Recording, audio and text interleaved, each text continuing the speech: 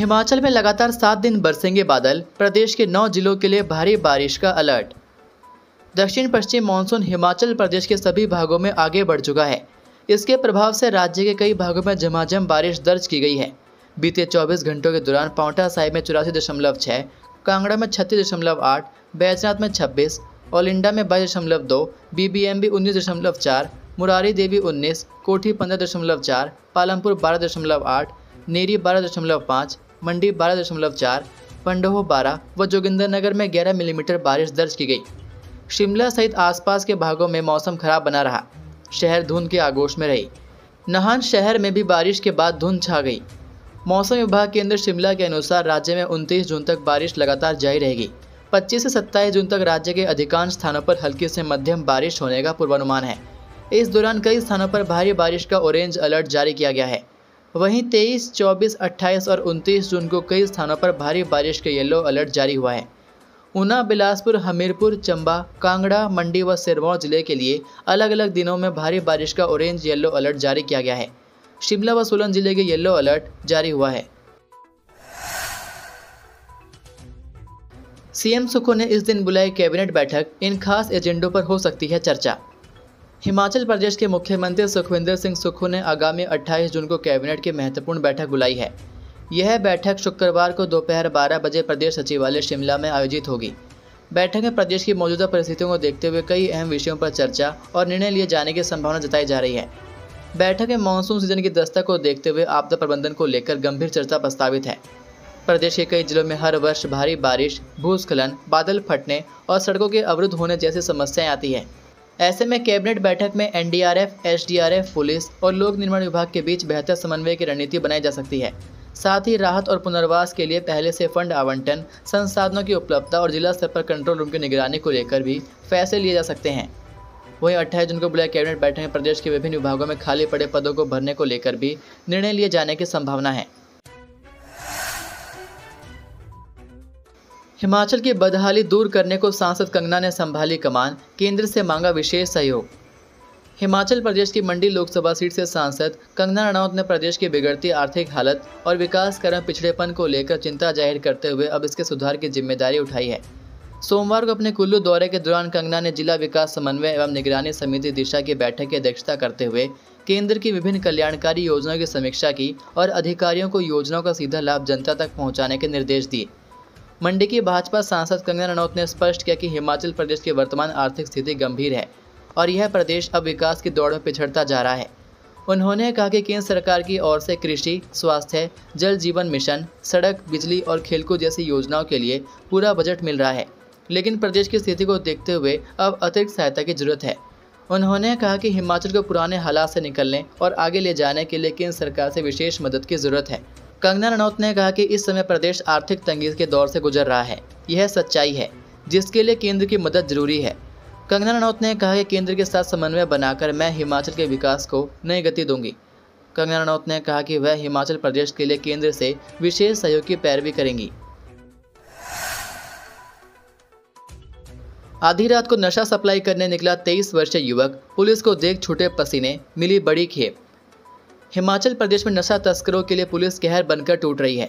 आए दिन किसी न किसी तस्कर को हिरासत में लेकर हवालात की सैर करवाई जा रही है।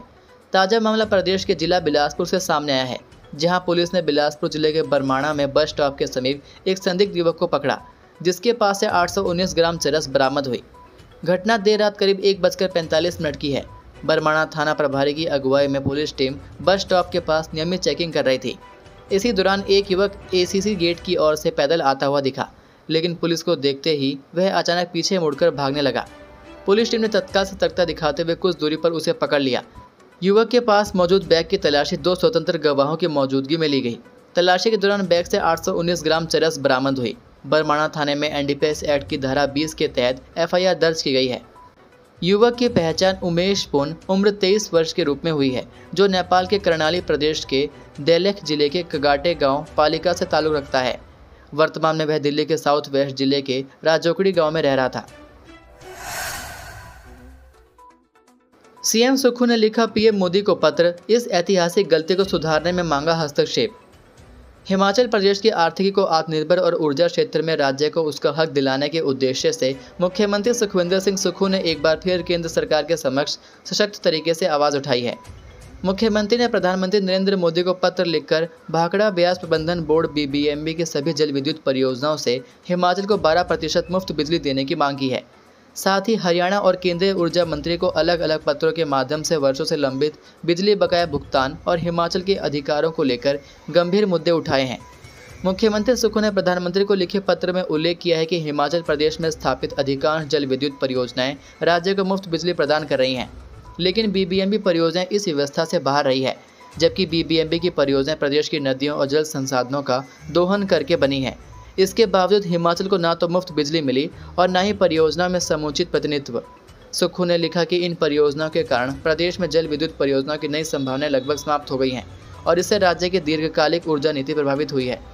मुख्यमंत्री ने यह भी स्पष्ट किया कि प्रधानमंत्री के हस्तक्षेप से ही इस ऐतिहासिक अन्याय को सुधारा जा सकता है और हिमाचल को उसका वैधानिक हक मिल सकता है। वहीं मुख्यमंत्री ने हरियाणा के मुख्यमंत्री नायब सिंह सैनी को पत्र भेजकर आग्रह किया है कि BBMB से मिलने वाली बिजली के लंबित बकाया को लेकर राज्य सरकार लिखित सहमति दे। उन्होंने बताया कि हरियाणा और पंजाब की ओर से नवंबर 1966 से अक्टूबर 2011 तक कुल 13,066 मिलियन यूनिट बिजली का बकाया हिमाचल को मिलना शेष है। यह बकाया 6% ब्याज सहित 15 वर्षों में 871 मिलियन यूनिट प्रति वर्ष की दर से लौटाया जा सकता है। मुख्यमंत्री के इस कूटनीतिक और रणनीतिक कदम को हिमाचल की आर्थिकी को स्थायी रूप से मजबूत करने की दिशा में महत्वपूर्ण माना जा रहा है। सरकारी स्कूल में छात्र को जाति सूचक शब्द कहकर किया अपमानित, शौचालय में किया बंद। हिमाचल प्रदेश के मंडी जिला के एक सरकारी स्कूल से शर्मसार करने वाली घटना सामने आई है। यहाँ एक 11वीं कक्षा के छात्र को 3 घंटे तक शौचालय में बंद रखने के अलावा छात्र को जाति सूचक शब्द कहकर अपमानित करने के गंभीर आरोप लगे। यह आरोप छात्र की मां ने सरकारी स्कूल के शिक्षक पर लगाए। छात्र की मां की शिकायत पर पुलिस ने SC/ST अत्याचार निवारण अधिनियम के तहत गंभीर धाराओं में प्राथमिकी दर्ज की गई है। उपमंडल सुंदरनगर की राजकीय वरिष्ठ माध्यमिक पाठशाला मल्हो में पढ़ने वाले 11वीं कक्षा के छात्र के साथ हुई कथित अमानवीय और अपमानजनक घटना ने पूरे क्षेत्र को झकझोर कर रख दिया है। इस घटना के बाद लोगों में खासा रोष है। लोग आरोपी के खिलाफ सख्त कार्रवाई की मांग कर रहे हैं। वहीं सामाजिक संगठनों ने भी मामले को लेकर चिंता जताई है और शिक्षा विभाग से जवाब मांगा है। घटना शनिवार दोपहर की बताई जा रही है। पीड़ित छात्र की मां हिमा देवी निवासी नालनी ने सुंदरनगर पुलिस थाना में दर्ज करवाई शिकायत में आरोप लगाया कि उनका बेटा दोपहर करीब 3 बजे से लापता था।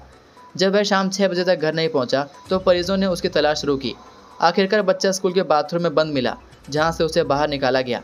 मां का दावा है कि यह सब स्कूल के एक अध्यापक द्वारा जानबूझकर किया गया। वहीं महिला ने अपनी शिकायत में शिक्षक पर गंभीर आरोप लगाए। उनका कहना है कि स्कूल का एक शिक्षक उसके बेटे को जाति सूचक शब्द कहकर अपमानित करता है और जान से मारने की धमकी भी देता है। शिक्षक की इन हरकतों के चलते उनका बेटा काफ़ी डरा और सहमा रहता है और स्कूल जाने से भी इनकार करता है। वहीं पुलिस ने इस मामले को गंभीरता से लेते हुए विभिन्न धाराओं में मामला दर्ज किया है। वहीं इस मामले में स्कूल के प्रधानाचार्य कमल सिंह ने बताया कि वह 2 दिन की छुट्टी पर थे। सोमवार को स्कूल पहुंचने के बाद इस मामले की जानकारी जुटाई जा रही है। निजी स्कूलों ने बेल्ट, जूते और टाई बेची तो रद्द होगी मान्यता, शिक्षा बोर्ड ने दी चेतावनी। हिमाचल प्रदेश के निजी स्कूलों ने बेल्ट, जूते और टाई बेची तो मान्यता को शिक्षा बोर्ड रद्द करेगा। शिक्षा बोर्ड ने स्कूलों को यह चेतावनी जारी कर दी है। शिकायतों के आधार पर बोर्ड ने सख्ती करने का फैसला लिया है। बोर्ड ने निजी स्कूलों को बोर्ड की ओर से निर्धारित पाठ्य और प्रायोगिक पुस्तकों को पढ़ाने के लिए भी कहा है। हिमाचल प्रदेश के निजी स्कूलों में पाठ्य पुस्तकों को विक्रय करने के साथ साथ अन्य व्यापारिक गतिविधियों को भी अंजाम दिया जा रहा है। बोर्ड प्रबंधन को लगातार शिकायतें मिली हैं। इन शिकायतों के आधार पर बोर्ड प्रबंधन ने अब निजी शिक्षण संस्थानों के संचालकों को चेतावनी दी है कि शिक्षा बोर्ड जल्द ही स्कूलों का निरीक्षण करेगा। अब चेहरा स्कैन कर मिलेगा सरकारी डिपुओं में राशन, विभाग जल्द लॉन्च करेगा ऐप। हिमाचल प्रदेश की सस्ते राशन की दुकानों में अगले महीने से उपभोक्ताओं का चेहरा स्कैन कर राशन वितरित किया जाएगा। इसके बाद प्रदेश के लाखों उपभोक्ताओं के OTP और बायोमेट्रिक के दौरान डाउन होने वाली सर्वर की परेशानियों से राहत मिलेगी। खाद्य नागरिक आपूर्ति एवं उपभोक्ता मामले की ओर से नई तकनीक लागू करने की तैयारियां की जा रही हैं। विभाग 1 सप्ताह के भीतर ही फेस ऑथेंटिकेशन ऐप लॉन्च करेगा। ऐप लॉन्च करने की तैयारियां चल रही है और जुलाई से चेहरा स्कैन कर राशन लेने की योजना शुरू हो जाएगी। ऐप लॉन्च होने के बाद OTP और बायोमेट्रिक से परेशान प्रदेश के लाखों राशन उपभोक्ताओं को राहत मिलेगी। डिपो में बार बार सर्वर फेल होने की समस्या को दूर करने के लिए एक नई तकनीक लागू की जा रही है। इससे उपभोक्ताओं को इंतजार नहीं करना पड़ेगा। फेस ऑथेंटिकेशन ऐप में डिपों से राशन लेने के लिए उपभोक्ताओं का चेहरा स्कैन किया जाएगा और आधार से मिलान होने के बाद ही राशन मिलेगा। यह ऐप राशन वितरण करने वाले डिपो धारक के मोबाइल पर रहेगा। पूर्व मुख्यमंत्री स्वर्गीय वीरभद्र सिंह की 91वीं जयंती पर कांग्रेस नेताओं ने दी श्रद्धांजलि। हिमाचल प्रदेश के 6 बार के मुख्यमंत्री रहे स्वर्गीय वीरभद्र सिंह की जयंती पर कांग्रेस मुख्यालय राजीव भवन शिमला में उन्हें श्रद्धांजलि दी गई।